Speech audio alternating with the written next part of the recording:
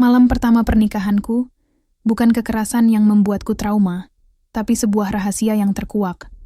Apa sebenarnya yang disembunyikan ibuku dan pria pedagang sate itu? Matahari Jakarta selalu terasa malas, merangkak perlahan dari balik gedung-gedung pencakar langit yang menjulang angkuh, menaburkan cahaya keemasan palsu di atas kota yang tak pernah tidur. Namun, di dalam penthouse mewah di bilangan Sudirman, matahari hanya ilusi. Tirai otomatis yang tebal memblokir dunia luar, menjaga suhu tetap stabil dan keheningan tetap terjaga. Ini adalah sarangku, sangkar emas tempat aku hidup sebagai Sarah Aditama, pewaris tunggal Aditama Group, sebuah konglomerat properti yang tentakel bisnisnya melilit hampir seluruh jajaran real estate ibu kota. Pagi itu, seperti pagi-pagi lainnya, dimulai dengan ritual yang teratur. Aku terbangun bukan oleh suara alarm, melainkan oleh ketukan lembut Bisumi, kepala pelayan yang usianya jauh melampaui usiamu. Ia membawa nampan perak berisi jus detox dingin, croissant Prancis yang baru dipanggang, dan kopi single origin dari Ethiopia. Aku beringsut dari ranjang king size yang empuk, bantal sutra menempel di pipiku, dan melirik pantulan diriku di cermin besar. Rambutku berantakan, tetapi kulitku tetap sempurna. Tentu saja, aku memiliki jadwal rutin perawatan kulit yang lebih padat daripada jadwal pertemuan direksi. Nona Sarah, sarapan sudah siap. Suara Bisumi selalu sehalus beludru, penuh kesabaran, yang entah dari mana datangnya. Aku hanya bergumam sebagai jawaban. Tanganku sudah sibuk meraih ponsel terbaru yang tergeletak di samping tempat tidur. Notifikasi e-commerce dan chat dari teman-teman sosialitaku berjejalan, semua menawarkan godaan baru, tas tangan edisi terbatas, perhiasan berlian dengan potongan yang aneh, atau undangan pesta private di rooftop lounge eksklusif. Aku tersenyum, tipis. Hidupku adalah pesta tak berujung, dan uang adalah tiket masuknya. Setelah sarapan yang tak pernah habis, aku berjalan menuju walk-in closet seluas kamar tidur standar. Ratusan pasang sepatu bermerek terpajang rapi, deretan gaun desainer, berjajar seperti tentara mode, dan tas-tas kulit eksotis tersusun sempurna dalam lemari kaca. Memilih pakaian adalah keputusan paling sulit di setiap pagi, dan aku sering menghabiskan waktu berjam-jam hanya untuk itu. Aku percaya, penampilan adalah segalanya. Dunia menilai dari apa yang kamu kenakan, seberapa mahal harga brand yang menempel di tubuhmu. Itu adalah hukum tak tertulis di duniaku. Hari ini ada janji dengan desainer Tuan David, Nona. Bisumi mengingatkan dengan ramah, menunjuk sebuah gaun koktail berwarna emerald yang baru tiba semalam. Untuk acara amal malam nanti. Ah iya, acara amal. Aku menghela napas malas. Acara-acara seperti itu hanya formalitas, ajang pamer kekayaan dan koneksi. Aku benci berpura-pura peduli, tetapi ibu selalu menekankan pentingnya citra sosial. Apa ada yang lebih menarik dari ini, Bi? Bisumi tersenyum simpul, menggelengkan kepala. Nona tahu, ini adalah pilihan terbaik untuk Nona. Dunia luar, bagi Sarah, adalah lanskap yang asing. Kemacetan, polusi, riuhnya suara klakson, bau asap, knalpot, semua itu hanya terlihat dari balik kaca mobil mewah yang berpendingin udara sempurna. Aku sesekali melihat pedagang kaki lima di pinggir jalan. Wajah mereka kusut oleh terik matahari dan asap debu. Senyumku selalu miris. Kasihan sekali mereka, pikirku, tanpa sedikit pun rasa ingin tahu lebih jauh. Mereka adalah bagian dari masalah kota yang aku benci. Bagian dari populasi yang membuat jalanan sesak dan udara pengap. Aku tak pernah membayangkan hidupku akan bersentuhan dengan mereka, apalagi menjadi bagian dari mereka. Konflik dengan ibuku, Bu Amelia, bukanlah hal baru. Hubungan kami seperti dua kutub magnet yang saling menolak. Ibu adalah wanita karier yang teguh, seorang perfeksionis yang membangun Adhitama Group dari nol setelah ayah meninggal 8 tahun lalu. Ia menghargai kerja keras, disiplin, dan penghematan. Nilai-nilai yang sama sekali tidak ada dalam kamus hidupku. Ibu sering menegurku karena kebiasaanku yang boros, cara bicaraku yang acuh tak acuh, dan pandanganku yang dangkal terhadap kehidupan. Sarah, kapan kamu akan berhenti menghamburkan uang seperti ini? Suaranya selalu terdengar lelah setiap kali ia melihat tagihan kartu kreditku yang menggunung. Uang itu bukan daun yang bisa tumbuh begitu saja, Bu. Aku tidak menghamburkan uang, aku menggunakannya. Balasku santai, menekan tombol check out di aplikasi belanja online. Lagi pula, uang ini kan dari ayah. Warisan. Mendengar kata warisan, selalu membuat raut wajah ibu mengeras. Warisan? Itu hasil kerja keras ayahmu, bukan untuk dihamburkan demi kesenangan sesaat. Aku selalu menganggap teguran itu sebagai kekangan, upaya ibuku untuk mengontrol hidupku. Aku merasa ia tidak memahami kebebasanku, bahwa aku sudah dewasa dan berhak melakukan apapun dengan uangku sendiri. Lagi pula, apa gunanya punya banyak uang kalau tidak bisa dinikmati? Bagiku, kesenangan adalah segalanya, dan uang adalah kuncinya. Pagi, yang awalnya terasa membosankan tiba-tiba berubah menjadi medan perang. Aku baru saja selesai memilih gaun untuk acara malam nanti, ketika Bisumi dengan wajah pucat masuk ke kamarku. Ia mengatakan ibuku memintaku untuk segera menemuinya di ruang kerja. Ada nada serius yang tak biasa dalam suaranya. Perasaanku tidak enak. Ruang kerja ibuku selalu terasa dingin dan formal, seperti kantor pribadi seorang direktur utama. Meja kayu mahoni yang besar, rak buku penuh dengan ensiklopedia hukum dan bisnis, serta aroma kopi hitam yang kuat selalu memenuhi ruangan itu. Ibu duduk di kursi kebesarannya, wajahnya lebih serius dari biasanya, tatapannya lekat padaku. Ia tidak bertele-tele. Sarah, ucapnya, suaranya pelan namun menusuk.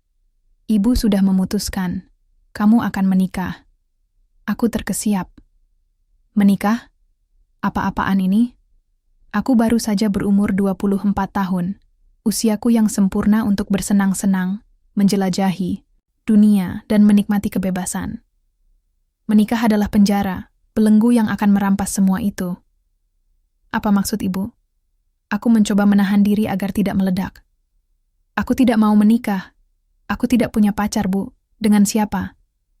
Ibu menghela napas panjang, menatapku dengan tatapan yang sulit kuartikan. Ada kesedihan, keteguhan, dan sesuatu yang tersembunyi jauh di baliknya. Dengan Rizky. Nama itu asing di telingaku. Siapa Rizky? Aku tidak mengenal siapapun dengan nama itu di lingkaran sosialku. Aku mencoba mengingat-ingat, tetapi tidak ada. Siapa dia? Teman bisnis ibu? Anak kolega ayah? Tanyaku, mencoba mencari celah. Pasti dia seorang pengusaha muda, mapan, atau setidaknya berasal dari keluarga terpandang ibu.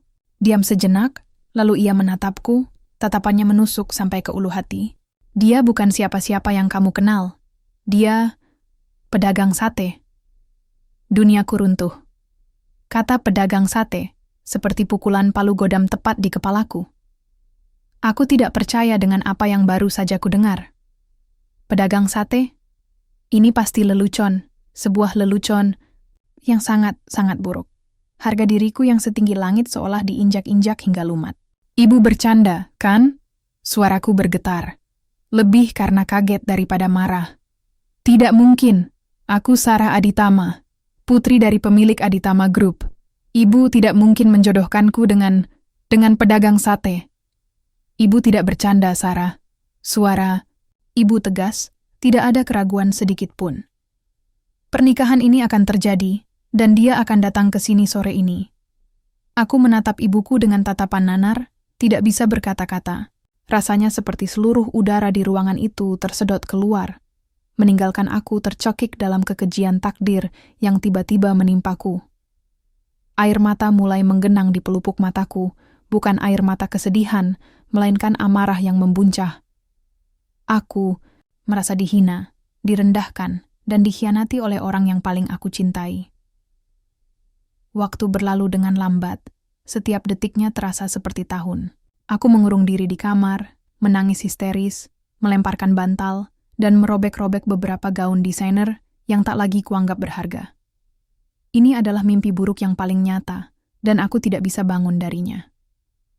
Menjelang sore, ketegangan di rumah terasa semakin mencekik. Bisumi dan para pelayan bergerak dengan hati-hati, seperti takut memecahkan sesuatu yang rapuh.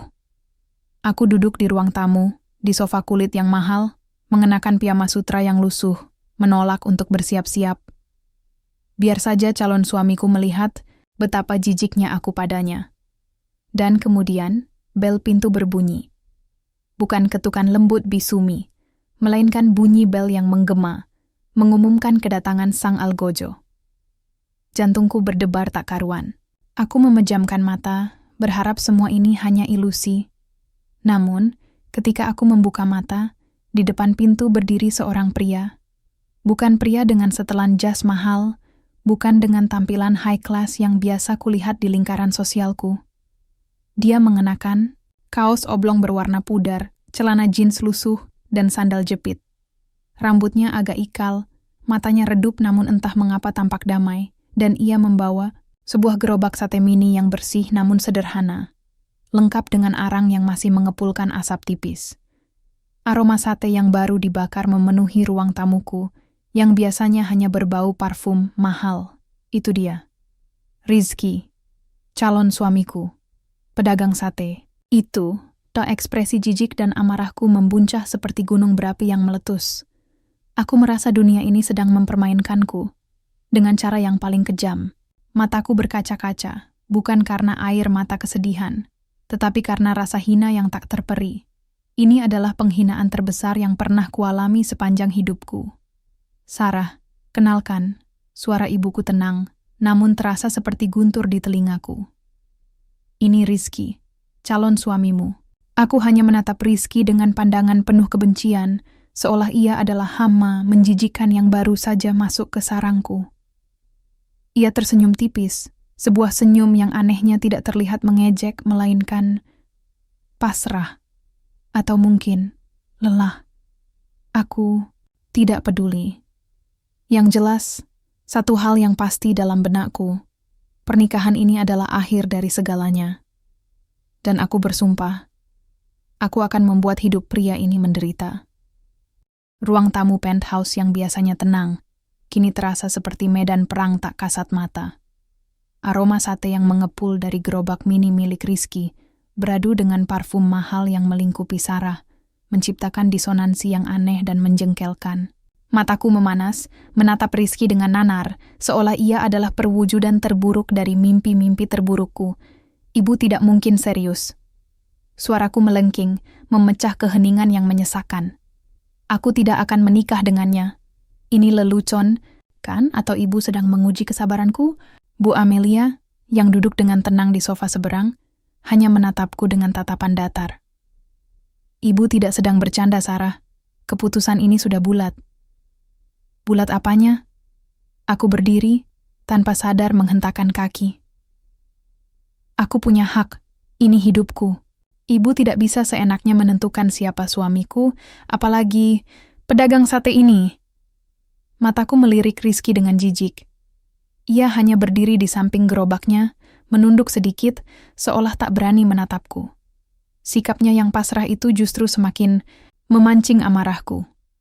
Ia bahkan tidak membela diri, tidak menunjukkan sedikit pun harga diri. Ibu tahu apa yang terbaik untukmu, Sarah, jawab Bu Amelia. Suaranya tenang, namun penuh otoritas. Dan Rizky adalah pilihan terbaik. Terbaik dari mana? Aku tertawa sinis, tawa yang terdengar lebih seperti tangisan tertahan. Lihat dia, apa yang bisa dia berikan padaku? Hidup di gubuk reot, makan sate setiap hari, aku tidak sudi. Aku lebih baik bunuh diri daripada harus hidup seperti itu. Ancaman itu, seperti biasa, tidak menggoyahkan Bu Amelia. Ia hanya menghela napas panjang. Kamu tidak akan bunuh diri, Sarah, dan kamu akan menikah dengannya. Air mata mulai menggenang, di pelupuk mataku, tumpah ruah membasahi pipi. Aku merasakan perih yang tak terperi di dada. Bukan hanya karena pernikahan paksa ini, tetapi juga karena merasa dikhianati oleh ibuku sendiri. Bagaimana mungkin ia melakukan ini padaku? Putrinya, sendiri, aku berbalik, tanpa mengucapkan sepatah kata pun, dan berlari menuju kamarku. Suara isakan tangisku menggema di lorong. Aku mengunci pintu, menjatuhkan diri di lantai, dan menangis sejadi-jadinya.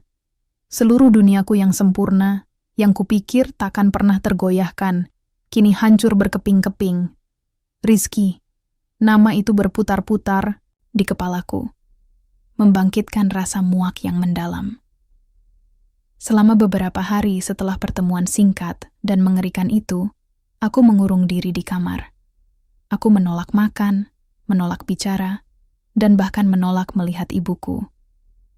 Bisumi mencoba membujukku, tetapi aku tetap bergeming. Aku berharap dengan aksi mogok ini, ibuku akan menyerah. Namun, Bu Amelia ternyata lebih keras kepala dariku. Segala persiapan pernikahan tetap berjalan. Aku hanya mendengar desas-desus dari Bisumi dan pelayan lainnya. Pernikahan akan dilakukan secara sederhana, hanya dihadiri keluarga inti dan beberapa kerabat dekat. Tidak ada pesta mewah, tidak ada undangan ratusan tamu, tidak ada gaun pengantin megah rancangan desainer ternama. Semuanya jauh dari impian pernikahanku yang selalu kubayangkan. Setiap detail kecil ini semakin menambah rasa kecewa dan malu di dalam diriku.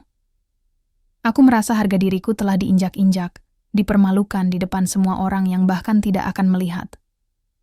Aku memandang Rizky dengan mata penuh penghinaan setiap kali ia datang ke rumah. Ia datang bukan sebagai tamu kehormatan, melainkan sebagai pelaku. Ia selalu mengenakan pakaian sederhana, kaos atau kemeja lusuh, celana jeans yang sama, dan sandal jepit. Ia tidak pernah berbicara banyak, hanya menunduk dan sesekali menjawab pertanyaan ibuku dengan suara pelan. Tatapannya seringkali tertuju padaku, namun aku selalu membuang muka. Aku tak ingin bertukar pandang dengan pria yang telah menghancurkan hidupku. Aku mengamati cara Rizky berbicara yang lugu, dengan aksen daerah yang kental, caranya makan, dengan sendok yang selalu membersihkan piring hingga licin. Gerak-geriknya, yang apa adanya, tanpa dibuat-buat. Semuanya terasa begitu asing, begitu rendahan. Aku membayangkan hidupku akan berubah menjadi neraka. Tidur di rumah kecil yang mungkin tak berpendingin udara, makan seadanya, dan harus berinteraksi dengan orang-orang yang tidak selevel denganku. Rasanya aku akan mati. Bu, kenapa harus aku? Aku pernah mencoba lagi.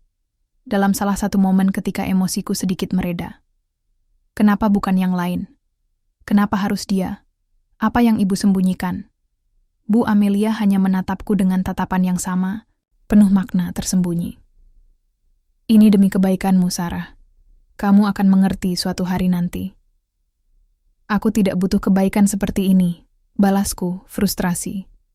Aku merasa ibuku memiliki agenda tersembunyi yang tak ingin ia bagi. Sebuah alasan yang sangat pribadi dan mungkin menyakitkan, yang ia gunakan untuk memaksakan kehendaknya. Hari-hari persiapan pernikahan terasa, seperti menuruni jurang tanpa henti. Aku sering menangis diam-diam di malam hari, memikirkan masa depan, suram yang menantiku. Teman-teman sosialitaku mulai bertanya-tanya mengapa aku menghilang dari peredaran, mengapa aku tidak lagi mengunggah foto-foto glamor di media sosial. Aku hanya menjawab seadanya, berbohong tentang liburan keluarga yang mendadak. Aku tidak sanggup mengatakan kebenaran. Malu.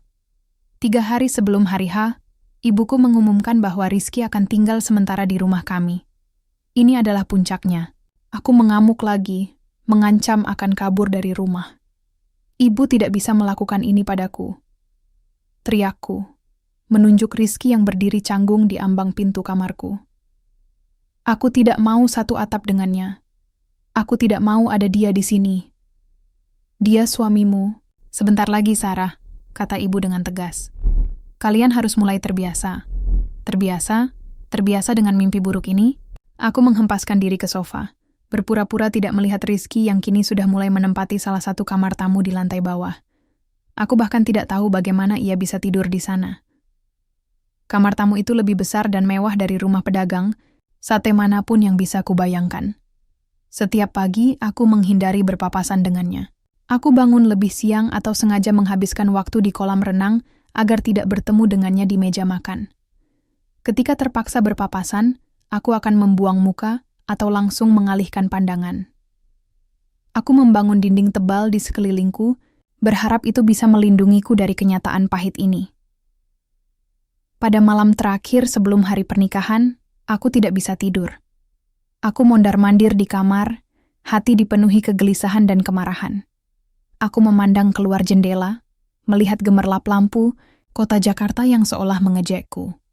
Semua kebebasan, kemewahan, dan impianku akan segera direnggut.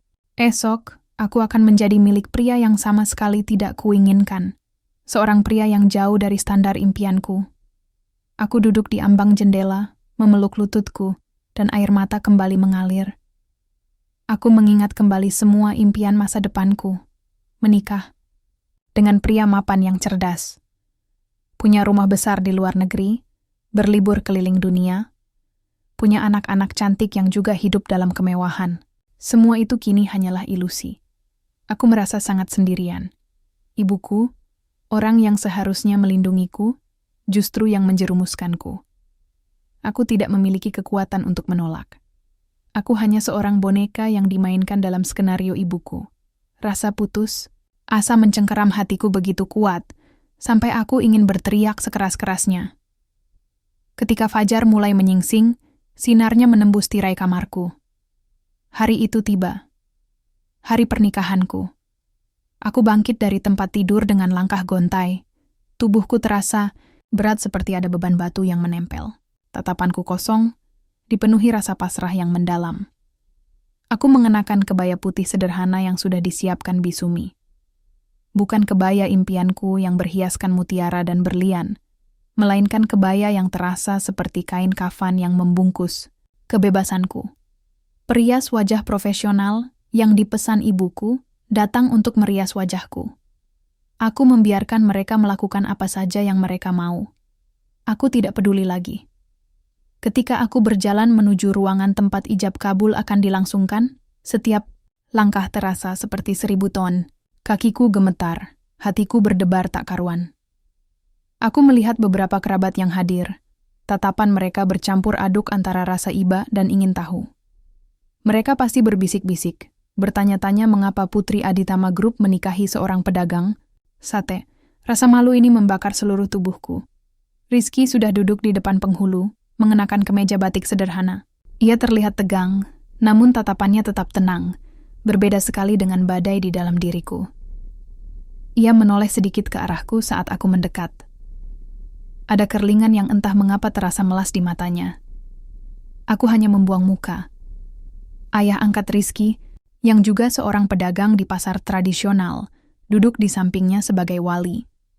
Suasana terasa sangat formal, namun juga canggung. Aku mendengar suara penghulu, kata-kata sakral yang harusnya penuh kebahagiaan, kini terdengar seperti mantra, kutukan bagiku. Saya terima nikahnya Sarah Aditama binti mendiang Tuan Aditama dengan mas kawin tersebut dibayar tunai. Satu kalimat itu. Satu kalimat yang mengubah segalanya. Belenggu tak terlihat itu kini mengikatku dengan kuat. Aku resmi menjadi istri Rizky, seorang pedagang sate. Aku bersumpah dalam hati, dengan seluruh kebencian yang tersisa di dadaku, aku akan membuat hidup pria ini menderita. Akan kubuat ia menyesal telah menikahiku. Malam ini akan menjadi awal dari penderitaan kami berdua. Udara di kamar pengantin terasa dingin, menusuk hingga ke tulang, meskipun suhu di luar sana menunjukkan angka 30.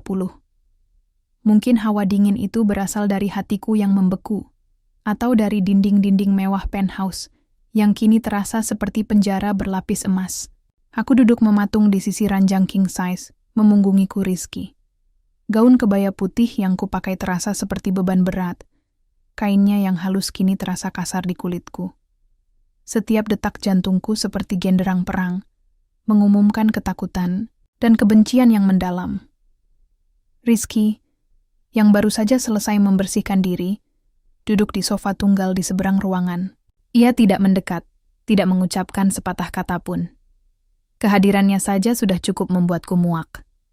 Aku bisa merasakan tatapannya di punggungku, namun aku bersumpah tidak akan menoleh.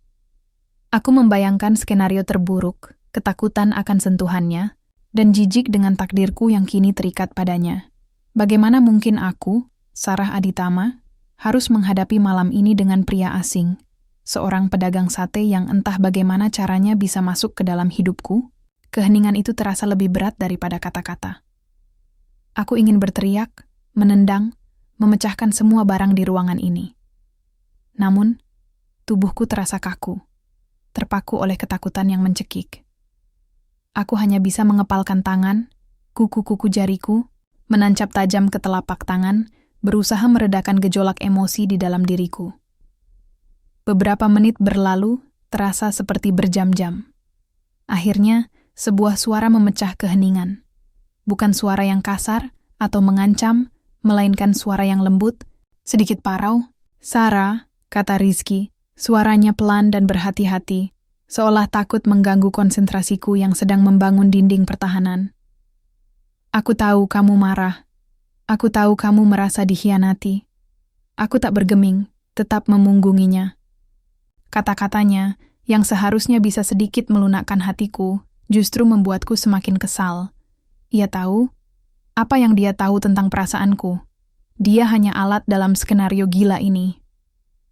"Kamu tidak perlu berpura-pura baik padaku," gumamku, suaraku serak karena menahan tangis. "Aku tahu kamu hanya menuruti perintah ibuku. Jadi jangan buang-buang tenagamu." Ada jeda sejenak, lalu Rizky menghela napas. "Aku tidak berpura-pura, Sarah. Aku tidak suka dengan situasi ini, sama sepertimu. Tapi, ini bukan seperti yang kamu bayangkan. Aku memutar bola mata, tetap tak menoleh. Apalagi yang harus kubayangkan? Aku dipaksa menikah dengan pria asing. Seorang pedagang sate, oleh ibuku sendiri. Apa itu bukan sebuah mimpi buruk?" "Bukan itu maksudku," Rizky melanjutkan. Kini suaranya terdengar lebih tegas, namun tetap tanpa nada marah. "Ada banyak hal yang tidak kamu pahami. Tentang aku, tentang ibumu dan tentang pernikahan ini." Jantungku berdebar lebih kencang. Ada apa ini? Ada apa lagi yang harus kubayangkan? Aku merasa ia akan mulai berbohong, mencoba memanipulasi keadaanku. "Aku bukan pedagang sate keliling yang kamu pikirkan, Sarah," katanya. Dan kali ini, ada nada, keyakinan yang kuat dalam suaranya. "Itu hanya samaran." Aku akhirnya menoleh, menatapnya dengan tatapan tajam. Mataku menyipit, mencari kebohongan di wajahnya. Wajahnya datar, namun matanya memancarkan sesuatu yang aneh. Ada keseriusan, sedikit rasa bersalah namun juga ketegasan. "Samaran apa?" Ejekan itu keluar secara otomatis dari bibirku. "Mau bilang kamu agen rahasia? Mata-mata?" Rizky tidak tersenyum. Ia bangkit dari sofa, berjalan menuju meja nakas di samping tempat tidur. Aku langsung menegang, bersiap untuk mundur jika ia mencoba mendekat. Namun, ia hanya meraih sebuah amplop coklat yang tergeletak di sana. Amplop itu tebal, seperti berisi banyak kertas. Ia kembali duduk di sofanya, membuka amplop itu, dan mengeluarkan isinya. Satu persatu, ia meletakkannya di meja kaca di depannya. Mataku membelalak, ada sebuah kartu nama. Namanya Rizky Dirgantara. Di bawah namanya, tertera jelas, CEO Raja Wali Group. Di sampingnya tergeletak sebuah akta perusahaan, sertifikat kepemilikan saham, dan beberapa lembar laporan keuangan dengan angka-angka fantastis yang jauh melampaui apa yang pernah aku lihat di laporan keuangan perusahaanku sendiri. Angka-angka itu tidak menunjukkan kerugian, melainkan keuntungan yang terus meroket. Itu bukan angka milik pedagang sate biasa. Ini tidak mungkin, gumamku. Suaraku tercekat. Aku bangkit dari ranjang, mendekati meja itu dengan langkah gemetar. Aku meraih kartu nama itu, merasakan teksturnya yang mewah, melihat logo perusahaan yang tak asing di dunia bisnis. Raja Wali Group adalah konglomerat properti pesaing Aditama Group, bahkan bisa dibilang lebih besar dan lebih modern dalam beberapa aspek. Bagaimana mungkin? Aku bukan pedagang sate, Sarah, ulang Rizky. Kini tatapannya lurus ke mataku. Ada kejujuran yang menohok di sana. Aku adalah seorang pengusaha. Raja Wali Group adalah perusahaanku.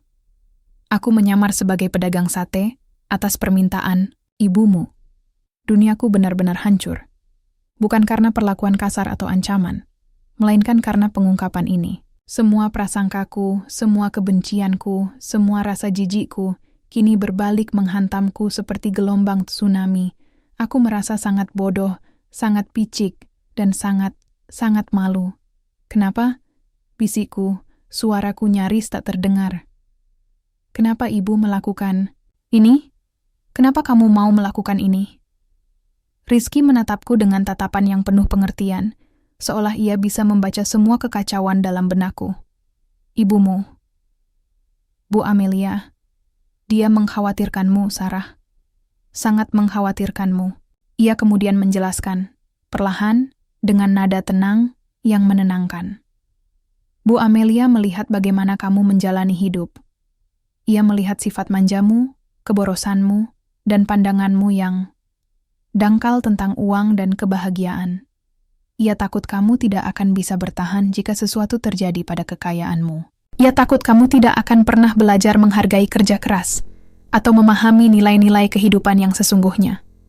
Setiap kata yang keluar dari mulut Rizky terasa seperti tusukan belati.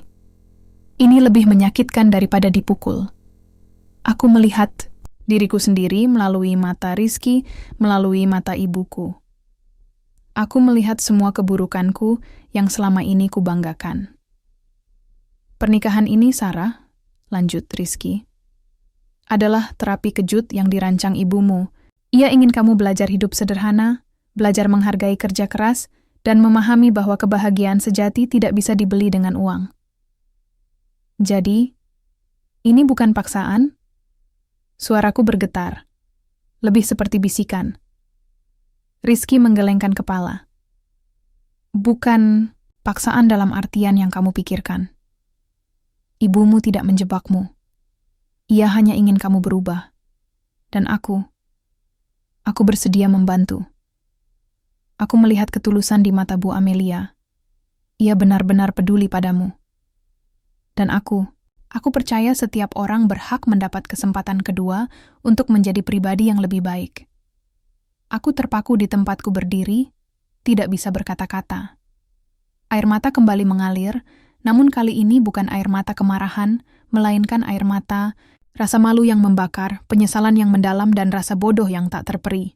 Aku telah menghina pria ini, membencinya, menganggapnya sampah, sementara ia adalah orang baik yang rela menyamar, mengorbankan waktu dan identitasnya, hanya untuk membantuku. Aku adalah orang yang picik, dan aku telah ditipu habis-habisan oleh prasangkaku sendiri. Trauma malam pertama ini bukanlah karena kekerasan fisik, melainkan karena kebenaran yang sangat menyakitkan ini. Kebenaran tentang diriku, tentang ibuku, dan tentang pria yang kini adalah suamiku.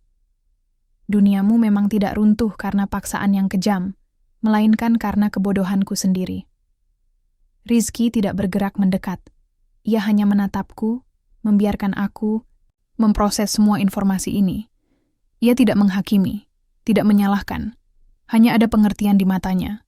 Aku menyadari betapa dangkal pandanganku terhadap orang lain selama ini, dan betapa aku telah menyia-nyiakan hidupku dalam kemewahan palsu yang kini terasa begitu kosong. Malam itu, aku tidak tidur dengan tenang. Pikiranku terus berputar. Semua kebencianku terhadap Rizky, semua protesku pada ibuku, kini terasa seperti bumerang yang menghantam diriku sendiri. Aku adalah seorang putri manja yang tidak tahu diri, yang memerlukan terapi kejut ekstrem ini untuk melihat dunia apa adanya. Ketika aku menatap Rizky yang kini sudah kembali duduk di sofa, tatapannya masih tenang, sebuah pertanyaan muncul di benakku. Mungkinkah ada harapan bagiku untuk berubah? Mungkinkah ada kesempatan untuk menebus semua kesalahanku? Malam pertama yang kuharapkan menjadi awal penderitaan, justru menjadi awal dari kehancuran ilusi dan lahirnya sebuah kesadaran baru yang sangat pahit. Udara subuh yang dingin menembus jendela kamar, seolah ikut merasakan suhu hatiku yang membeku. Aku masih terpaku di posisi yang sama, duduk bersila di lantai dingin, sementara Rizky sudah tertidur pulas di sofa, membiarkanku tenggelam dalam lautan pikiran yang kacau balau. Mataku terasa panas dan bengkak, sisa tangisan yang tak tertahankan. Setiap detik yang berlalu, ingatan tentang pengakuan Rizky semalam kembali menghantamku, melumat harga diriku hingga tak bersisa. Aku merasa seperti orang bodoh, badut sirkus, yang telah menari-nari dalam keangkuhan palsu. Semua perkataan kasarku, semua tatapan merendahkan yang kulemparkan pada Rizky, kini berbalik menusukku dengan ribuan jarum. Aku adalah Sarah Aditama, gadis metropolitan yang selama ini hanya hidup dalam gelembung kemewahan dan fata morgana kebahagiaan yang dibeli. Aku memandang dunia dari balik kacamata bermerek termahal, hanya melihat apa yang ingin kulihat, mengabaikan esensi yang sesungguhnya. Bagaimana bisa ibuku melakukan ini? Ibuku, Bu Amelia, yang selama ini kupikir hanya peduli pada uang dan citra, ternyata menyimpan kekhawatiran yang begitu mendalam tentang diriku. Kekhawatiran yang ia ekspresikan dengan cara paling ekstrem, paling menyakitkan. Namun, kini aku mulai sadar, mungkin adalah cara satu-satunya agar aku mau membuka mata. Trauma ini bukan karena dipaksa, melainkan karena kebenaran pahit yang menusuk hingga ke ulu hati. Aku merasa dikhianati. Ya, tapi yang lebih dominan adalah rasa malu yang luar biasa pada diriku sendiri. Aku menatap Rizky yang terlelap. Wajahnya polos tanpa topeng pedagang sate yang melekat padanya. Garis wajahnya tegas, namun ada ketenangan yang terpancar dari aura tidurnya. Mustahil. Pria di depanku ini adalah CEO Raja Wali Group, pesaing utama bisnis keluargaku. Pria yang selama ini kupandang rendah, pria yang kuanggap sampah. Ia adalah orang yang berani menerima tantangan aneh. Ibuku bersedia menyamar, hanya demi terapi kejut untukku. Sebuah terapi yang berhasil memecahkan cangkang keangkuhanku. Ketika matahari mulai bersinar, Rizky bergerak. Ia terbangun, mengucek matanya, lalu menatapku.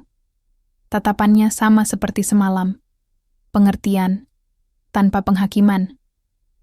Ia tidak mengatakan apa-apa, hanya mengangguk kecil, seolah memberi ruang bagiku untuk memproses semua yang terjadi. Ia bangkit, merapikan sofa tempatnya tidur, lalu pergi ke kamar mandi tanpa sepatah kata pun. Ia membiarkanku sendirian, menghormati traumaku yang sedang menggerogoti. Setelah ia keluar dari kamar mandi, Rizky kembali. Ia tidak langsung berbicara, melainkan duduk di meja rias dan mulai membuka laptopnya. Kursor bergerak cepat di layar, jari-jarinya menari lincah di atas keyboard. Aku bisa melihat grafik-grafik bisnis yang rumit, laporan proyek, dan deretan angka yang sepertinya menunjukkan pergerakan saham. Ia memang seorang pengusaha, bukan pedagang sate. Realita itu menghantamku, lagi, lebih keras. Akhirnya, aku memberanikan diri untuk berbicara. Suaraku masih serak. Kenapa? Kenapa kamu mau melakukan ini? Rizky menghentikan pekerjaannya, menoleh padaku. Aku sudah bilang, Sarah.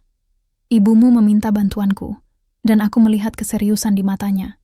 Ia benar-benar ingin kamu berubah. Tapi, kenapa kamu setuju? Tanyaku lagi, mencari motif tersembunyi yang lain. Apa untungnya bagimu? Rizky tersenyum tipis, senyum yang kali ini terasa tulus, tanpa ada jejak kepura-puraan. Untung? Mungkin tidak ada untung material.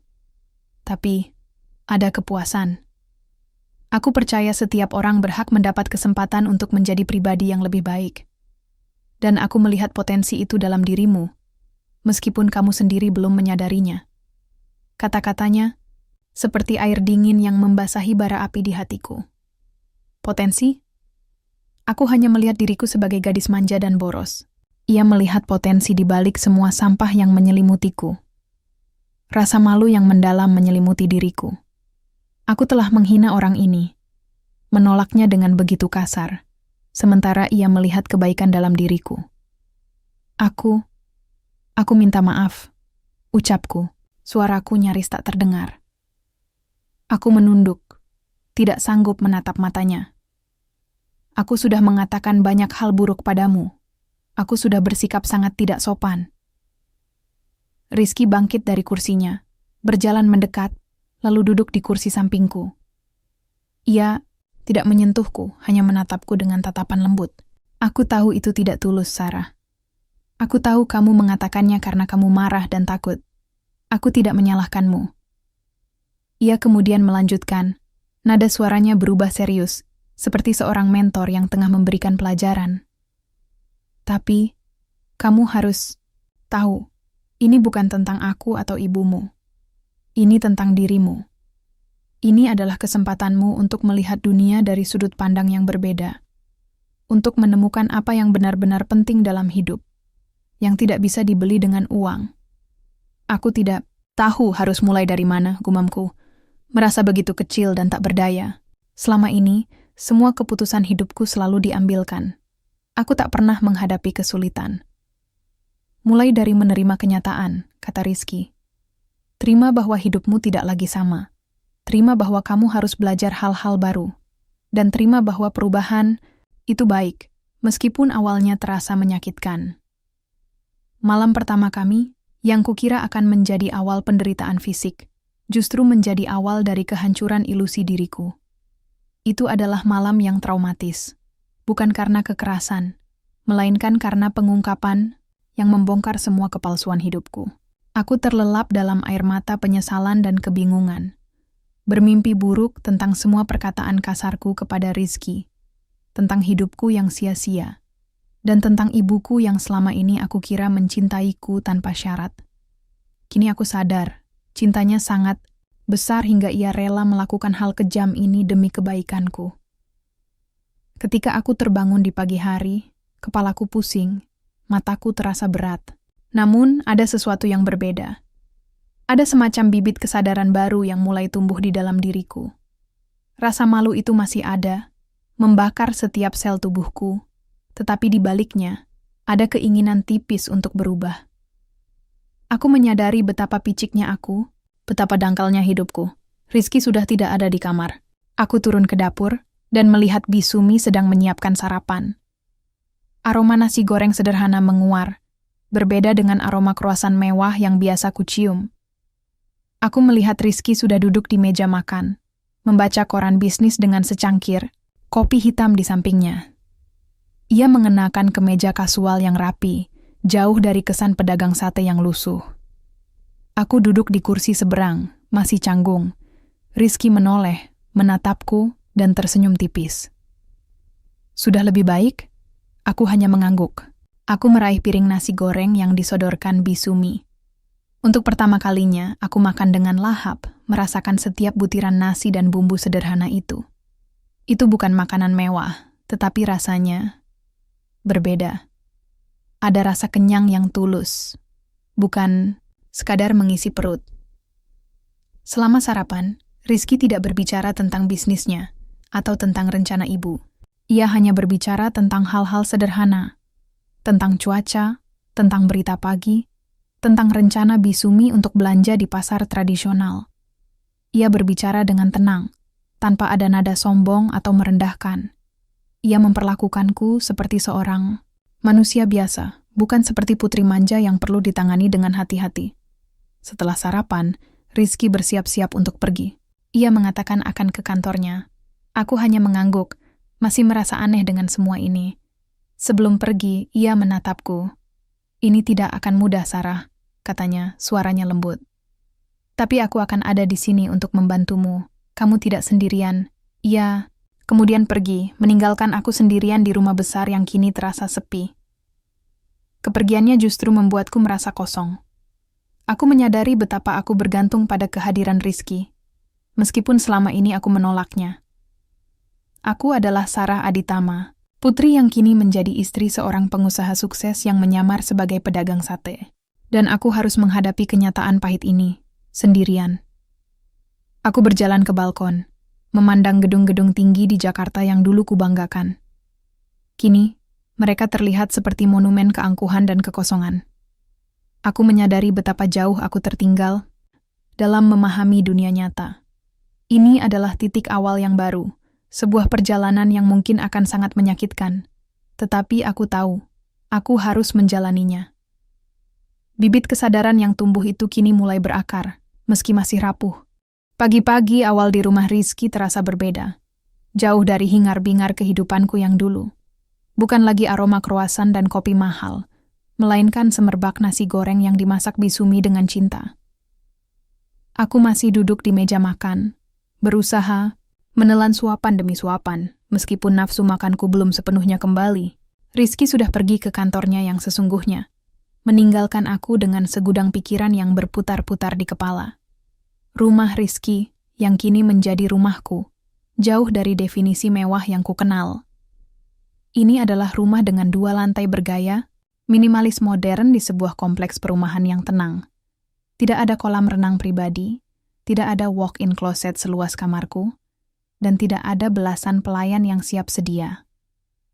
Hanya ada Bisumi dan 1 asisten rumah tangga lainnya. Aku harus tidur di kasur sederhana tanpa alas sutra, makan masakan rumahan tanpa koki pribadi, dan mandi di kamar mandi tanpa jacuzzi. Setiap detail kecil mengingatkanku pada kehidupanku yang dulu, dan betapa ironisnya takdirku kini. Aku menghabiskan hari-hari pertama dalam fase penolakan. Aku sering melamun, duduk di sofa dengan pandangan kosong, memikirkan semua pesta yang kutinggalkan, semua pusat perbelanjaan yang tak bisa kukunjungi, dan semua teman yang tak bisa kuhubungi. Aku merasa terasing, seperti ikan yang dikeluarkan dari air, dan dipaksa hidup di daratan. Bagaimana bisa aku beradaptasi dengan semua ini? Rasanya aku akan mati kebosanan. Rizky bersikap sangat sabar.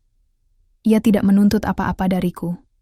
Setiap sore, ia pulang dari kantor, menyapa Bisumi, lalu menanyakan kabarku.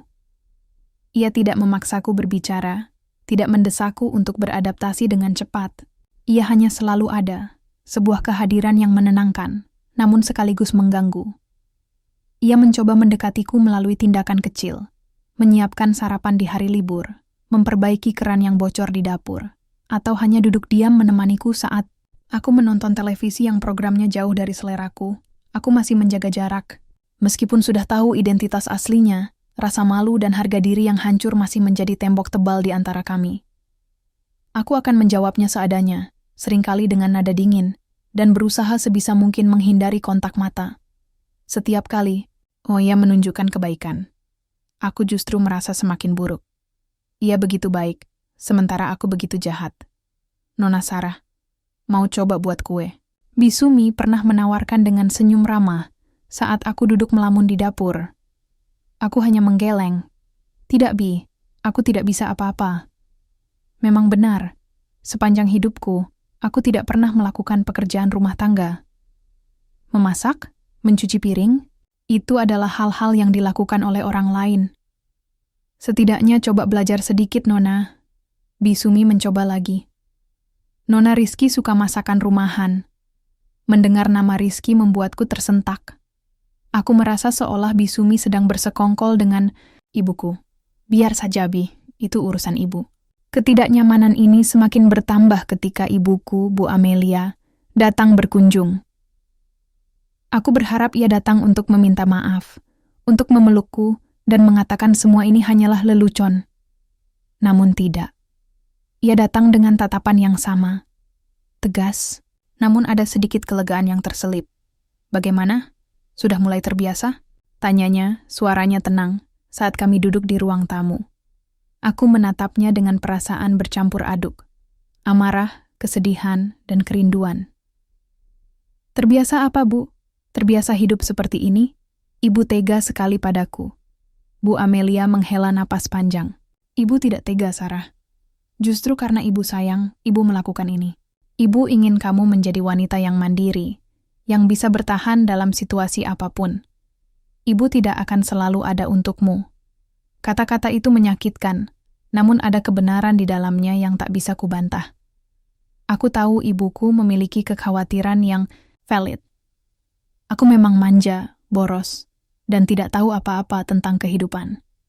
Namun, cara ini terlalu ekstrim. Aku merasa ia telah mengorbankanku demi sebuah pelajaran. Tapi kenapa harus dengan cara ini, Bu? Suaraku bergetar. Kenapa harus dengan pernikahan paksa? Dan dengan Rizky? Karena ibu tahu kamu tidak akan mendengarkan jika ibu hanya menasihatimu. Kamu butuh guncangan besar, Sarah, jawab ibuku. Tatapannya lekat padaku. Dan Rizky.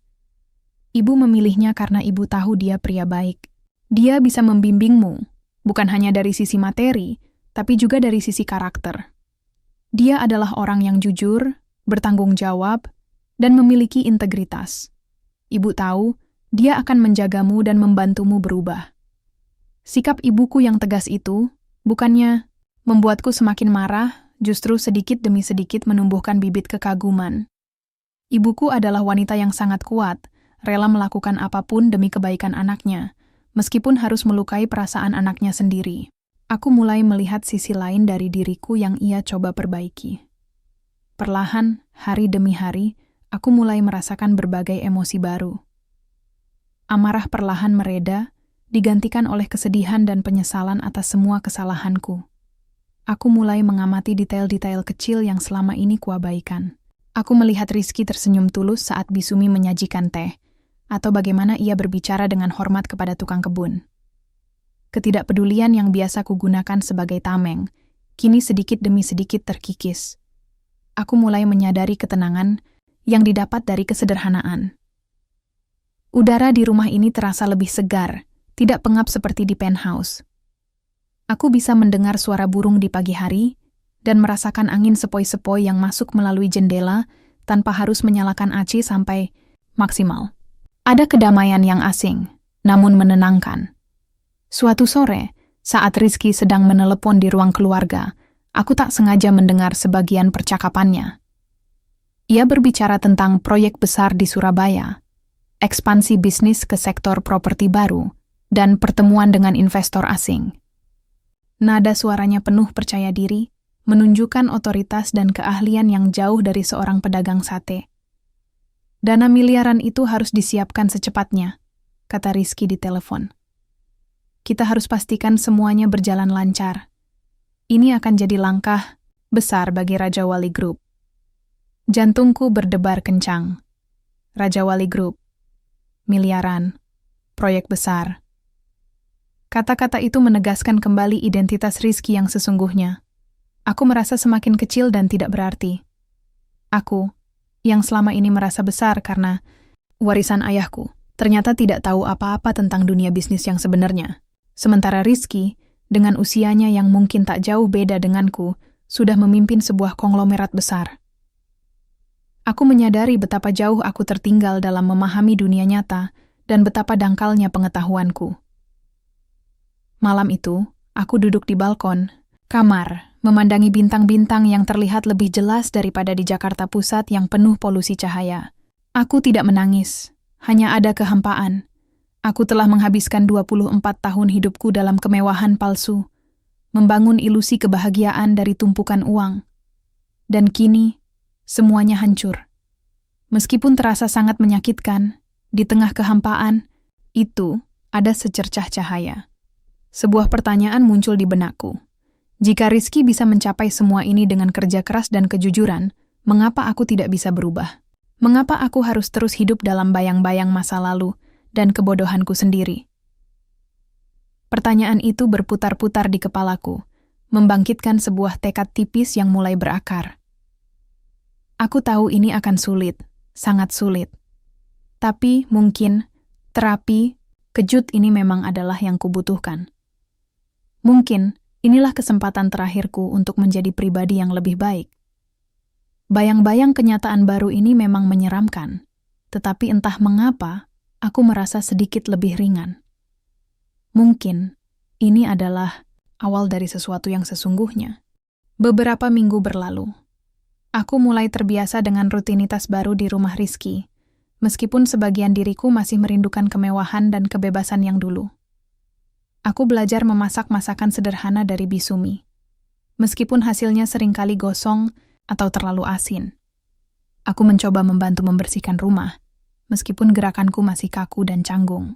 Aku bahkan mulai membaca koran bisnis yang ditinggalkan Rizky setiap pagi, mencoba memahami istilah-istilah yang dulu terasa asing.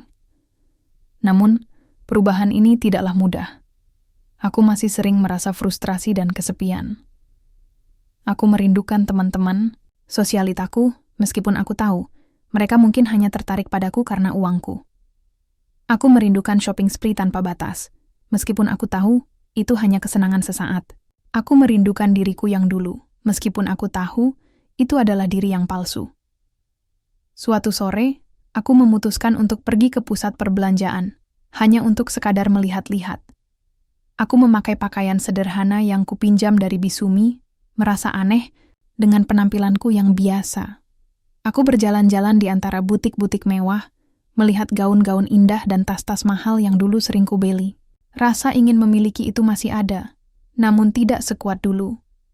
Saat aku sedang melihat-lihat sebuah gaun kutur di etalase, aku mendengar suara yang memanggilku. "Sarah, itu kamu?" Aku menoleh dan melihat Rina, salah satu teman sosialitaku yang paling dekat dulu. Rina menatapku dari atas sampai bawah dengan tatapan yang sulit kuartikan. Ada keterkejutan, rasa ingin tahu dan sedikit kasihan. "Ya, ini aku," jawabku, mencoba tersenyum, meskipun hatiku mencelos. "Ya ampun, kamu menghilang kemana saja?" tanya Rina. Suaranya penuh rasa ingin tahu. "Kami semua mencarimu. Kenapa? Kamu tidak pernah membalas chat?" Aku menelan ludah. "Aku sedang sibuk." "Sibuk apa? Kok kamu pakai baju seperti ini?" Rina menatap pakaianku dengan tatapan merendahkan. "Dan, kamu tidak pakai mobil?" Aku merasa pipiku memanas. Aku tahu apa yang ada di benak Rina. Ia pasti mengira aku bangkrut atau sedang dihukum oleh ibuku. Rasa malu itu kembali menghantamku. "Aku sedang mencoba hidup sederhana," jawabku, mencoba membela diri. Rina tertawa sinis. "Hidup sederhana? Kamu? Jangan bercanda, Sarah. Kamu kan putri Aditama Group. Tidak mungkin kamu bisa hidup tanpa kemewahan." Kata-kata itu seperti tamparan. Aku merasa harga diriku diinjak-injak lagi. Aku ingin pergi dari sana, tapi kakiku terasa terpaku di tempat. "Kamu pasti sedang dihukum oleh ibumu, kan?" Rina terus mengejek. "Pasti gara-gara kamu boros lagi." "Kasihan. Sekali kamu, Sarah. Dulu kamu selalu pamer kekayaan, sekarang..." Aku tidak tahan lagi. Air mata mulai menggenang di pelupuk mataku. Aku berbalik dan berlari meninggalkan Rina, meninggalkan pusat perbelanjaan, meninggalkan semua kemewahan yang dulu kubanggakan. Aku merasa sangat marah, sangat malu, dan sangat frustrasi. Aku pulang dengan hati hancur. Semua kemajuan yang kurasa telah kucapai, seolah lenyap dalam sekejap. Aku melampiaskan kekesalanku pada Rizky, yang baru saja pulang dari kantor. "Ini semua gara-gara kamu," teriakku, air mataku tumpah ruah. "Kalau bukan karena kamu, aku tidak akan mengalami semua ini. Aku tidak akan dipermalukan seperti tadi. Aku benci hidup seperti ini. Aku benci kamu." Rizky menatapku dengan tatapan yang sulit kuartikan. Ada kekecewaan, kesedihan, dan sedikit kemarahan. Aku tidak pernah melihatnya semarah ini sebelumnya. "Sarah, apa yang kamu katakan?" Suaranya rendah, namun tegas. "Aku tahu ini sulit bagimu, tapi aku tidak pantas menerima semua ini." "Kenapa tidak?" balasku dengan nada menantang. "Kamu kan hanya pedagang sate.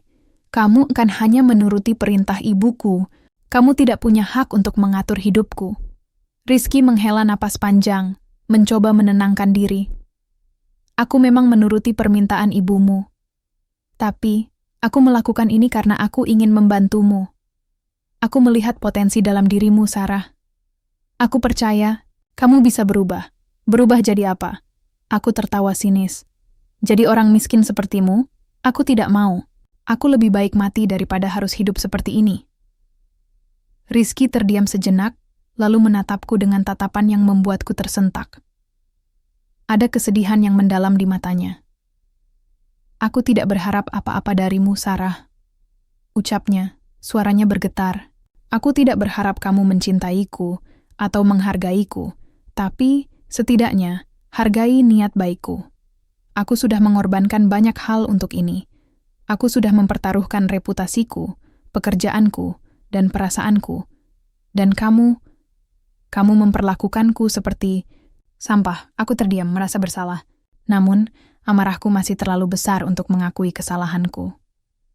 "Aku lelah, Sarah," lanjut Rizky. Suaranya kini terdengar sangat lelah. "Aku sudah mencoba bersabar, mencoba mengerti kamu. Tapi, Aku tidak bisa terus-terusan menerima perlakuan seperti ini. Aku butuh waktu untuk berpikir. Ia kemudian berbalik dan berjalan menuju pintu. Aku terkejut. Ia tidak pernah pergi seperti ini sebelumnya. "Kamu mau kemana?" tanyaku. Suaraku bergetar. Rizky berhenti di ambang pintu, menoleh padaku. "Aku akan pergi untuk sementara waktu. Aku butuh ruang. Dan mungkin kamu juga." Ia kemudian pergi, meninggalkan aku sendirian di rumah yang kini terasa sangat kosong. Aku terduduk di sofa, menangis. Aku menyadari, aku telah mendorong satu-satunya orang yang tulus padaku. Dan aku tidak tahu apakah aku bisa memperbaikinya. Badai pertama, ini ujian kesabaran ini, telah menghancurkan segalanya. Rumah Rizky yang semula terasa sederhana dan agak menjemukan, kini berubah menjadi ruang hampa yang dingin setelah kepergiannya. Setiap sudut terasa sunyi, setiap napas yang kuhela di sana terasa kosong. Aku berjalan dari satu ruangan ke ruangan lain, tanpa tujuan, merasa sangat kesepian. Bisumi dan asisten rumah tangga lainnya memandangku dengan tatapan khawatir, namun aku tak punya energi untuk membalas perhatian mereka. Aku hanya ingin Rizky kembali.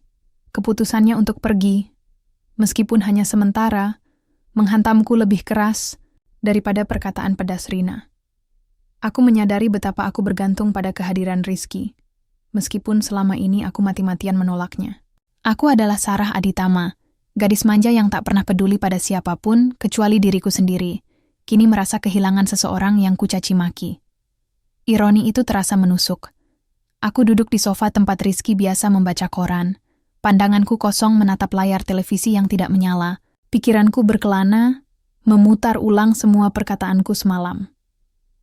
Kata-kata kasar itu, amarah yang membabi buta, dan tuduhan tak berdasar yang kulemparkan padanya. Aku mengatakan ia hanya pedagang sate, merendahkannya, padahal ia adalah seorang pengusaha, sukses yang rela menyamar demi diriku. Aku mengatakan ia tidak punya hak mengatur hidupku, padahal ia hanya berniat membimbingku. Rasa sesal mulai menggerogoti. Aku memejamkan mata, dan kilasan demi kilasan ingatan tentang Rizky mulai bermunculan. Senyum tipisnya yang pengertian saat aku melamun. Kesabarannya saat aku bersikap dingin. Tangannya yang sigap memperbaiki keran, bocor tanpa mengeluh. Tatapan tulusnya saat ia menjelaskan mengapa ibuku melakukan semua ini. Bahkan, caranya makan yang sederhana, membersihkan piring hingga licin, kini terasa seperti bagian dari kejujuran dirinya yang dulu tak kusadari. Ia tidak pernah menghakimiku, meskipun aku sering bersikap seperti monster. Aku juga mulai memikirkan kembali perkataan ibuku. "Ini demi kebaikanmu, Sarah." Ibu memilihnya karena ibu tahu dia pria baik. Kini, setiap kalimat itu terdengar seperti suara kebenaran yang baru kusadari. Ibuku memang peduli padaku, lebih dari yang kubayangkan. Cintanya begitu besar, hingga ia rela melakukan hal yang paling menyakitkan, agar aku bisa tumbuh. Rasa pengkhianatan yang kurasakan dulu, kini perlahan berubah menjadi rasa hormat dan terima kasih. Ponselku tergeletak di meja kopi. Aku meraihnya dan mencari nomor Rizky. Tanganku gemetar saat menekannya. Nada sambung berdering, namun tidak ada jawaban. Suara operator wanita mengatakan bahwa panggilanku tidak dapat tersambung. Aku mencoba lagi dan lagi. Hasilnya sama. Panik mulai merayap dalam diriku. Ia benar-benar pergi. Aku tidak tahu harus berbuat apa. Di mana Rizky akan pergi? Ia tidak punya rumah pedagang sate yang bisa kucari. Ia mungkin pergi ke apartemen mewahnya, atau ke kantornya, atau bahkan keluar kota. Aku tidak tahu apa-apa tentang hidupnya yang sesungguhnya. Aku terlalu sibuk merendahkannya hingga tak pernah berusaha mengenalnya lebih jauh. Aku mencoba menghubungi ibuku. Suaranya terdengar kaget saat ia mendengar nada bicaraku yang panik. "Sarah? Ada apa? Suaramu kenapa?" "Rizky pergi, Bu." Suaraku hampir menangis. Dia bilang butuh waktu. Aku tidak tahu dia kemana. Aku takut, Bu. Bu Amelia diam sejenak, Lalu terdengar helaan napasnya. Ibu tidak tahu dia pergi kemana, Sarah. Dia memang bilang akan pergi jika kamu tidak bisa mengendalikan diri. Mungkin itu yang terbaik untuk kalian berdua sekarang. Tidak, Bu. Aku harus bicara dengannya. Aku harus minta maaf. Coba saja cari dia di kantornya, saran ibuku. Tapi ibu tidak bisa membantumu lebih dari itu. Ini pelajaranmu, Sarah. Kamu harus menghadapinya sendiri. Panggilan terputus. Aku merasa semakin sendirian. Ibuku, seperti yang ia katakan, membiarkanku menghadapi konsekuensi dari tindakanku sendiri. Aku memutuskan untuk keluar rumah. Aku harus mencari Rizky. Aku mengenakan pakaian yang sama dengan yang kupakai kemarin, tidak peduli dengan penampilanku. Aku memesan taksi online, sesuatu yang dulu tak pernah kulakukan. Aku biasa dijemput sopir pribadi. Taksi membawaku melewati jalanan kota yang ramai. Aku melihat pedagang kaki lima, pengemudi ojek online, dan orang-orang yang sibuk dengan pekerjaan mereka. Dulu, aku akan memandang mereka tanpa emosi atau bahkan jijik. Kini, aku melihat mereka dengan mata yang berbeda. Ada rasa hormat pada kegigihan mereka, pada perjuangan mereka. Aku tiba di sebuah area perkantoran elit, di mana gedung-gedung tinggi menjulang ke langit. Salah satu di antaranya pasti kantor Raja Wali Group. Aku berjalan masuk ke lobi megah, merasa canggung dengan penampilanku yang sederhana. Resepsionis menatapku dengan aneh, seolah aku salah tempat. Saya ingin bertemu Tuan Rizky Dirgantara, ucapku, mencoba terdengar percaya diri. Apakah Anda sudah membuat janji, Nona? Tanya resepsionis dengan nada profesional, namun ada sedikit keraguan di matanya. Tidak, tapi ini penting, jawabku. Resepsionis tampak ragu, lalu ia mengatakan Tuan Rizky sedang tidak ada di kantor. Ia tidak tahu kapan akan kembali. Aku merasa putus asa. Aku memutuskan untuk berkeliling. Aku pergi ke sebuah warung kopi sederhana di seberang jalan. Dulu, aku hanya minum kopi dari kafe-kafe mahal. Kali ini, aku memesan kopi susu instan yang harganya tidak seberapa. Mbak ini mau cari siapa ya? Kok dari tadi mondar-mandir? Tanya pemilik warung kopi, seorang bapak paruh baya yang ramah. Aku menceritakan sedikit tentang Rizky, tanpa menyebutkan identitas aslinya. Hanya mengatakan aku mencari seorang pria yang dulunya sering berjualan sate di sekitar sini. Oh, Mas Rizky? Bapak itu tersenyum lebar. Mas Rizky itu orang baik sekali, Nona. Dulu dia sering jualan di sini. Walaupun dia pedagang sate, tapi dia sering membantu orang-orang kecil seperti kami. Kadang dia kasih sate gratis untuk anak-anak jalanan, atau bantu orang tua yang kesulitan. Dia juga sering berbagi ilmunya, bagaimana cara mengelola uang dengan baik. Mendengar cerita itu, hatiku semakin tercubit. Betapa salahnya aku menilai Rizky. Ia adalah pria berhati mulia, yang selama ini aku anggap rendahan. Aku pulang ke rumah dengan perasaan campur aduk. Putus asa karena tidak menemukan Rizky, namun juga terharu mendengar kebaikan hatinya. Aku duduk di sofa, merasa sangat lelah. Tanganku mengusap bantal sofa, dan tiba-tiba jariku menyentuh sesuatu yang keras di antara celah bantal. Itu adalah sebuah catatan kecil, dilipat rapi. Aku membukanya dengan tangan bergetar. Tulisan tangannya rapi dan singkat. Sarah, aku tahu ini berat. Tapi ingat, setiap kesulitan pasti ada hikmahnya. Jangan menyerah. Aku percaya kamu bisa.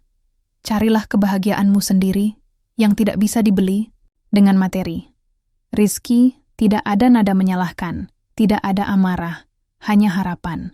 Harapan darinya untukku.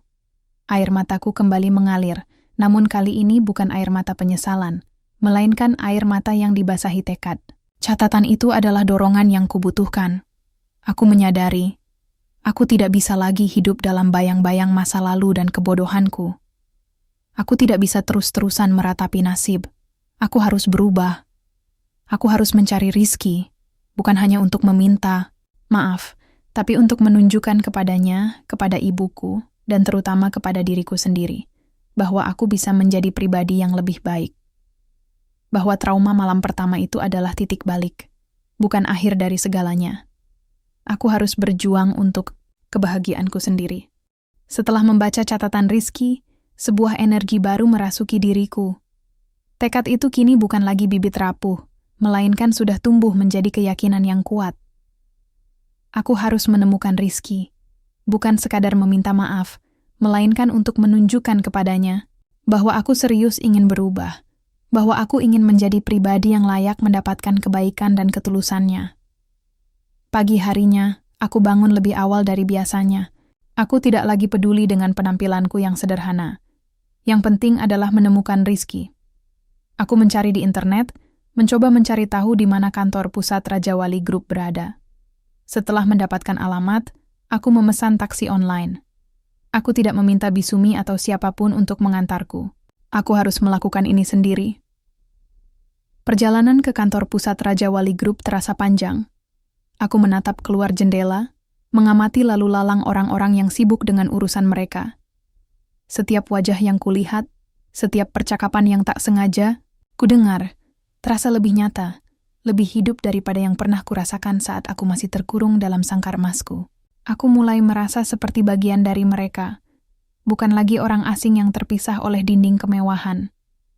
Ketika taksi berhenti di depan gedung pencakar langit Raja Wali Group, aku merasakan detak jantungku berpacu kencang. Gedung itu menjulang, angkuh, megah dan modern, mencerminkan kekuatan dan kemajuan. Ini adalah dunia Rizky yang sesungguhnya. Aku, dengan pakaian sederhana dan wajah tanpa riasan tebal, merasa seperti orang yang sangat kecil di hadapannya. Aku melangkah masuk ke lobi. Suasana di dalamnya sangat formal dan sibuk, berbeda jauh dengan keriuhan di jalanan. Resepsionis yang kemarin kutemui menatapku dengan ekspresi terkejut. "Maaf, Nona. Tuan Rizky masih belum ada di kantor," ucapnya. Nadanya kini sedikit lebih ramah, seolah ia mengenali wajahku. Aku tidak menyerah. "Tidak apa-apa. Saya akan menunggu di sini, sampai dia datang." Resepsionis tampak ragu, namun ia mengangguk. Aku duduk di salah satu sofa lobi, mencoba bersikap tenang. Aku mengambil ponselku, tetapi tidak ada yang harus kulihat. Media sosial sudah tak menarik lagi. Aku hanya menunggu. Berjam-jam berlalu. Aku sempat bolak-balik ke kamar mandi untuk membasuh wajahku yang terasa lengket. Perutku mulai keroncongan, namun aku tidak berani memesan makanan. Aku takut jika aku beranjak, Rizky akan datang dan aku melewatkannya. Sekitar pukul 4 sore, pintu lift terbuka, dan beberapa orang keluar. Salah satu dari mereka adalah Rizky. Ia tampak tampan dan berwibawa dalam setelan jas abu-abu yang rapi. Ia berjalan cepat, berbicara di telepon, terlihat sibuk dan penuh konsentrasi. Rambutnya disisir rapi, dan wajahnya memancarkan aura seorang pemimpin. Dia adalah Rizky Dirgantara, CEO Raja Wali Group, bukan lagi pedagang sate yang lugu. Matanya bersirobok denganku. Ia berhenti berjalan, ekspresinya berubah menjadi terkejut, namun dengan cepat ia menyembunyikannya. Ia mengakhiri panggilan teleponnya, dan berjalan mendekat ke arahku. "Sarah?" Suaranya sedikit terkejut. "Apa yang kamu lakukan di sini?" Aku berdiri, kakiku sedikit gemetar. Aku mencarimu." "Kenapa tidak menelepon saja?" tanyanya.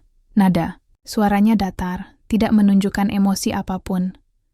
"Aku sudah coba, tapi tidak tersambung," jawabku, menunduk. Aku tidak tahu harus mulai dari mana. Semua kata-kata yang sudah kususun di kepalaku, kini menguap begitu saja. Rizky menghela napas. "Baiklah, mari bicara di ruanganku." Aku mengikutinya ke lift pribadi yang membawanya ke lantai teratas. Ruang kerjanya sangat luas dan modern, dengan pemandangan kota Jakarta yang menakjubkan. Ada meja kerja besar dari kaca, sofa-sofa kulit, dan dinding-dinding yang dihiasi lukisan abstrak modern. Ruangan itu mencerminkan selera yang tinggi dan kemewahan yang tersembunyi. "Duduklah," katanya, menunjuk salah satu kursi di depan mejanya. Ia duduk di kursi kebesarannya, menatapku dengan tatapan yang sulit kuartikan. Aku mengambil napas dalam-dalam. Aku datang untuk meminta maaf, Rizky." Rizky diam, membiarkanku melanjutkan. "Aku tahu aku sudah keterlaluan," suaraku bergetar. namun aku mencoba untuk tidak menangis. Aku sudah mengatakan banyak hal buruk padamu. Aku sudah bersikap sangat tidak sopan dan tidak menghargai. Aku terlalu bodoh, terlalu manja, terlalu dangkal. Aku minta maaf. Aku sangat menyesal. Aku menatapnya, mencari reaksi di wajahnya. Ia hanya menatapku, matanya penuh perhatian. Aku sudah memikirkan semuanya. Lanjutku, air mata mulai mengalir. Tentang perkataan ibuku, tentang penjelasanmu, dan tentang semua kebodohanku. Aku sadar, ibu benar. Aku memang perlu terapi kejut ini. Dan kamu sudah sangat sabar menghadapiku. Kamu sudah melakukan banyak hal untukku, meskipun aku selalu menolaknya. Aku benar-benar minta maaf, Rizky. Aku menunduk, tidak sanggup. Menatapnya lagi. Aku merasa begitu kecil dan rendah. Rizky bangkit dari kursinya, berjalan mendekat, dan duduk di sampingku. Ia meraih tanganku, jemarinya yang hangat menggenggam erat. Aku terkejut, namun tidak menarik tanganku. Aku tahu, Sarah, katanya, suaranya lembut, penuh pengertian. Aku tahu kamu tidak bermaksud demikian. Amarah dan rasa takutmu terlalu besar. Tapi, aku menyakitimu, bisikku. Air mata terus mengalir. Aku menghinamu di depan ibuku. Aku menyakitimu, padahal kamu hanya ingin membantuku. Rizky menghela napas, lalu tersenyum tipis. Aku tidak menyalahkanmu, Sarah. Jujur aku sempat kecewa dan lelah.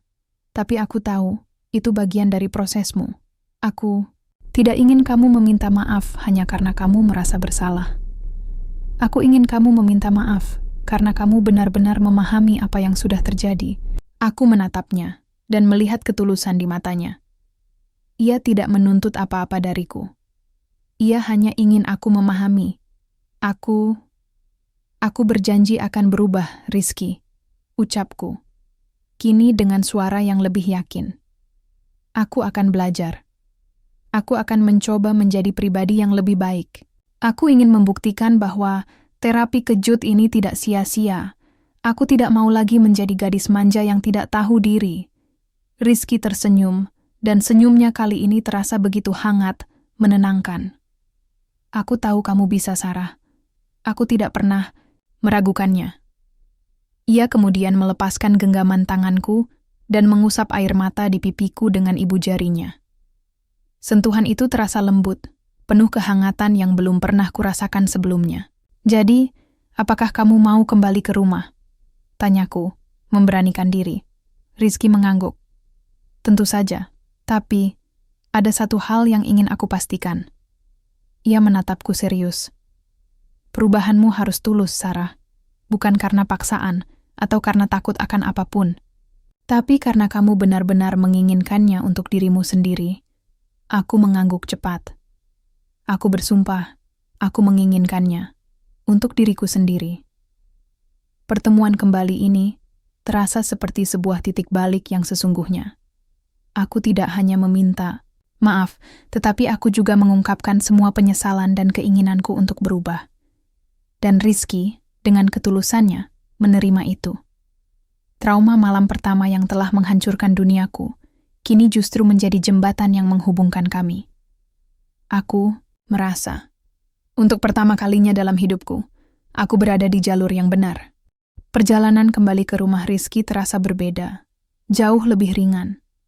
Aku tidak lagi merasa seperti tawanan yang kembali ke penjara, melainkan seperti seseorang yang menemukan jalan pulang. Rizky duduk di sampingku, sesekali melempar senyum kecil yang membuat hatiku menghangat. Rasa canggung memang masih ada. Tetapi kini ada benih-benih harapan dan pengertian yang mulai tumbuh di antara kami. Hari-hari berikutnya adalah fase adaptasi yang sesungguhnya. Aku tidak lagi menghabiskan waktu dengan melamun atau mengurung diri. Sebaliknya, aku mulai aktif belajar. Rizky dengan sabar mengajarkan banyak hal. Bukan hanya tentang kehidupan sederhana, tetapi juga tentang nilai-nilai yang ia pegang teguh. Kerja keras, kejujuran, integritas, dan kemandirian. Ini bukan tentang seberapa besar uang yang kamu punya, Sarah, kata Rizky suatu pagi saat aku mengeluh tentang susahnya mencuci piring. Tapi tentang bagaimana kamu menghargai setiap prosesnya. Kamu harus bisa melakukan hal-hal dasar ini, bukan karena kamu tidak punya uang, tapi karena itu akan membentukmu menjadi orang yang lebih kuat. Aku mendengarkan dengan saksama. Kata-katanya tidak terasa menggurui, melainkan seperti nasihat seorang kakak kepada adiknya. Aku mulai belajar mengurus rumah, dari menyapu, mengepel, hingga mencuci pakaian. Tanganku yang dulu hanya terbiasa memegang kartu kredit, kini kotor oleh sabun dan air. Awalnya sulit, sangat sulit. Punggungku pegal, tanganku kapalan. Tetapi, ada kepuasan aneh yang mulai kurasakan dari setiap pekerjaan yang kulakukan sendiri. Kepuasan itu tidak bisa kubeli dengan uang Bisumi menjadi mentor setiaku di dapur. Ia mengajariku memilih bahan makanan segar di pasar tradisional, menawar harga, dan memasak masakan rumahan sederhana yang lezat. Aku belajar memotong bawang tanpa menangis, menggoreng tempe hingga renyah, dan membuat sambal yang pedasnya pas. Setiap kali Rizky memuji masakanku, hatiku berdesir hangat. Aku tidak pernah tahu bahwa bisa membahagiakan orang lain dengan hal sesederhana. Masakan bisa terasa begitu menyenangkan. Aku bahkan memutuskan untuk mencari pekerjaan sampingan. Aku ingin membuktikan bahwa aku bisa menghasilkan uang dari hasil keringatku sendiri, bukan hanya dari warisan atau kartu kredit. Aku melamar menjadi asisten di sebuah toko buku kecil di dekat rumah. Gajinya tidak seberapa, hanya cukup untuk memenuhi kebutuhan pribadiku yang sederhana. Tetapi, sensasi menerima gaji pertama dari hasil jerih payahku sendiri adalah sesuatu yang tak ternilai harganya. Aku merasa lebih mandiri, lebih berharga. Perlahan, dinding es di antara aku dan ibuku mulai mencair. Setelah beberapa kali kunjungan dan melihat perubahan dalam diriku, Bu Amelia mulai membuka diri. Ia menceritakan bagaimana ia telah lama khawatir melihat gaya hidupku yang boros dan tanpa arah setelah kepergian ayah. Ia takut aku tidak akan bisa bertahan jika ia tiada, atau jika terjadi sesuatu pada perusahaan. Ia memilih cara ekstrem ini karena ia tahu hanya guncangan besar yang bisa membuatku tersadar. Ibu tahu ini menyakitkan, Nak, kata Bu Amelia, suatu sore saat kami berpelukan. Ada air mata di matanya, air mata lega. Tapi ibu tidak punya pilihan lain. Ibu ingin kamu kuat, Sarah. Ibu ingin kamu mandiri. Aku memeluknya erat. Aku mengerti, Bu. Aku minta maaf sudah membuat ibu khawatir. Terima kasih, Bu. Untuk pertama kalinya dalam hidupku, aku benar-benar berterima kasih padanya atas pernikahan paksa ini. Seiring dengan perubahanku, Rizky juga perlahan membuka diri lebih jauh tentang bisnisnya. Ia mulai menceritakan tantangan yang dihadapinya di Raja Wali Group, rencana ekspansi perusahaannya, dan visi-visinya untuk masa depan. Ia tidak lagi menyembunyikan identitas aslinya dariku. Aku mulai ikut terlibat dalam beberapa aspek pekerjaannya, tidak sebagai direktur atau penasihat, tetapi sebagai seseorang yang tertarik dan ingin belajar. Aku membaca laporan-laporan bisnisnya, memberikan masukan sederhana, dan bahkan menemani beberapa kali pertemuan dengan relasi bisnisnya. Aku menemukan bahwa dunia bisnis ternyata jauh lebih menarik daripada yang kubayangkan. Dan aku memiliki koneksi yang relevan dari latar belakang keluargaku yang bisa kumanfaatkan untuk hal-hal yang lebih besar. Salah satu momen yang paling berkesan adalah saat Rizky mengajakku mengunjungi sebuah panti asuhan yang ia dan Raja Wali Group sponsori. Ia tidak hanya menyumbang uang, tetapi juga meluangkan waktu untuk berinteraksi dengan anak-anak. Mataku berkaca-kaca melihat senyum tulus anak-anak yang menyambut Rizky dengan hangat. Ia bukan hanya seorang pengusaha sukses, tetapi juga pria dengan hati emas. Aku merasa sangat bangga menjadi istrinya. Aku merasakan kebahagiaan yang berbeda, yang tidak bisa kubeli dengan uang. Ketenangan dalam kesederhanaan, kehangatan dalam hubungan yang tulus dengan Rizky, dan kepuasan dari setiap usaha yang kulakukan sendiri. Aku menyadari bahwa kekayaan sejati bukanlah materi yang menumpuk, melainkan nilai-nilai yang kupegang teguh, pelajaran hidup yang kudapatkan, dan cinta yang kurasakan. Aku tidak lagi manja, tidak lagi boros, dan tidak lagi dangkal. Aku adalah Sarah yang baru, yang lebih bijaksana, mandiri, dan penuh kasih. Aku telah menemukan tujuan hidup yang sesungguhnya, bukan hanya untuk diriku sendiri, tetapi juga untuk orang lain. Setahun telah berlalu sejak malam pertama yang traumatis itu, malam yang kini ku ingat sebagai titik balik terpenting dalam hidupku. Aku bukan lagi Sarah Aditama yang manja, boros, dan angkuh. Aku adalah Sarah yang baru, seorang wanita yang matang, bijaksana, dan rendah hati. Kemewahan tidak lagi menjadi ukuran kebahagiaanku. Aku masih menikmati kenyamanan, tetapi aku tidak lagi memuja materi. Setiap rezeki yang kudapat, baik dari bisnis suamiku maupun dari penghasilan kecilku sendiri, selalu kucurahkan dengan penuh rasa syukur. Hubunganku dengan Rizky semakin kuat, tumbuh melampaui ikatan pernikahan paksa yang dulu kurutuki. Kami adalah tim yang solid, saling percaya, saling menghormati, dan saling mencintai dengan tulus. Ia bukan hanya suamiku, tetapi juga mentor terbaikku, sahabat karibku, dan belahan jiwaku. Rizky adalah pria yang menunjukkan kepadaku arti sebenarnya dari nilai-nilai kehidupan yang selama ini tak pernah kupahami. Pagi itu, seperti pagi-pagi biasanya, aku menyiapkan sarapan untuk kami berdua. Bukan lagi nasi goreng bisumi, melainkan sup ayam buatan tanganku sendiri. Aroma harumnya memenuhi dapur, dan Rizky tersenyum hangat saat mencicipinya. Enak sekali sayang, pujinya, dan senyumnya selalu membuat hatiku meleleh. Terima kasih, balasku, merasakan pipiku memanas. Aku tidak pernah membayangkan bisa merasakan kebahagiaan sesederhana ini. Setelah sarapan, kami berdua berangkat ke kantor. Ya, aku kini juga bekerja di Raja Wali Group, bukan sebagai direktur atau petinggi, melainkan sebagai asisten Rizky di Departemen Pengembangan Sosial. Aku menggunakan pengetahuanku tentang dunia bisnis dan koneksi dari latar belakang keluargaku untuk membantu Rizky mengembangkan program-program CSR, Corporate Social Responsibility, yang lebih efektif. Aku sering turun langsung ke lapangan, bertemu dengan masyarakat, dan merancang program bantuan yang benar-benar dibutuhkan. Aku menemukan gairah baru dalam membantu orang lain. Aku merasa lebih berarti, lebih memiliki tujuan. Pengalaman hidupku yang ekstrem, dari seorang putri konglomerat menjadi istri pedagang sate dan kemudian menyadari kebenaran, telah memberiku perspektif unik yang sangat berharga. Aku bisa menghubungkan diri dengan berbagai lapisan masyarakat, memahami kesulitan mereka, dan ikut berjuang untuk menciptakan perubahan. Suatu hari, Raja Wali Group mengadakan acara peresmian proyek pembangunan sekolah gratis di daerah terpencil, sebuah inisiatif yang banyak kubantu dalam perencanaannya. Rizky berdiri di panggung, memberikan pidato tentang pentingnya pendidikan. Aku berdiri di sampingnya, bangga dan bahagia. Proyek ini tidak akan berjalan lancar tanpa dukungan dan ide-ide brilian dari istri saya, Sarah Dirgantara. Ucap Rizky, menoleh padaku dengan senyum tulus. Para tamu bertepuk tangan, dan aku merasakan air mata haru menggenang di mataku. Aku menatap ibuku, Bu Amelia, yang duduk di barisan depan. Mata kami bertemu, dan ia tersenyum.